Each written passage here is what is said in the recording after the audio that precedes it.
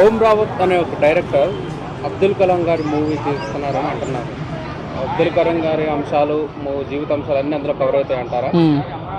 అన్న, ఓం రావత్ మన ఆదిపూర్ cinema చూసామన్న.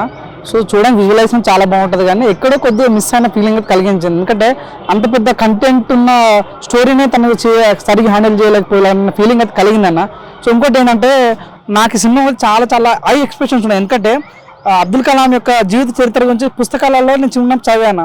So నా జీవితానికి ఒక ఇన్స్పిరేషన్ ఎవరంటే అబ్దుల్ కలాం చెప్పొచ్చు. ఎందుకంటే కుల మత భేదంకి అన్ని దూరాన్ని పెట్టేసి ఓన్లీ చదువును నమ్ముకొని చదువుతోనే తను నిజంగా తను ఒక క్లాస్ చెప్తుంటే సడన్గా ఫోన్ వస్తే నువ్వు ప్రెసిడెంట్ అవుతావా అని కాల్ వస్తే అప్పుడు అక్కడ స్టూడెంట్ దగ్గర ఆ పర్మిషన్ తీసుకొని ఆ రోజు కాల్ కట్ చేసి నేను తర్వాత మాట్లాడతా అని చెప్పి క్లాస్ చెప్పిన తర్వాత బయటకు వచ్చి అప్పుడు మాట్లాడి తను బయటకు వచ్చి ప్రెసిడెంట్ అయినా. అంత గొప్ప వ్యక్తి, టీచర్ ఉన్న వ్యక్తి, నిజంగా ఎంతో సేవలు అందించాడు. ఒక న్యూస్ పేపర్ ఉన్న వ్యక్తి భారతదేశానికి రాష్ట్రపతిగా పనిచేస్తాడు.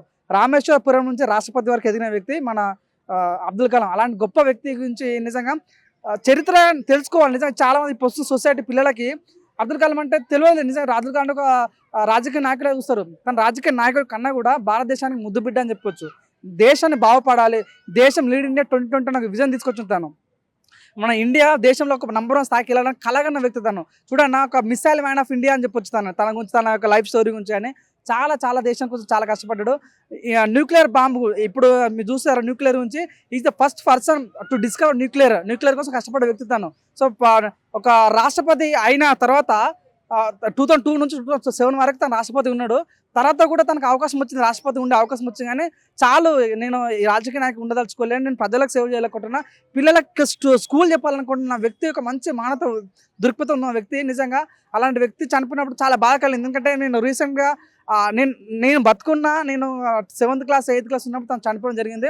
సో నేను చాలా చాలా బాధపడ్డా. కానీ అటువంటి వ్యక్తి గురించి జీవిత చరిత్ర తీయడం అనేది ఆర్ట్స్ అని చెప్పొచ్చు. కానీ నాకు మెయిన్గా డిసప్పాయింట్ అయ్యే విషయం ఏంటంటే ఓం రావత్ మీద కొద్దిగా డౌట్ ఉంది. నేనేం బాధపడతలేదు, కొద్దిగా డౌట్ ఉంది అంతే మాత్రం. కానీ ఇక్కడ దిగ్గజమైన నటుడు ధనుష్.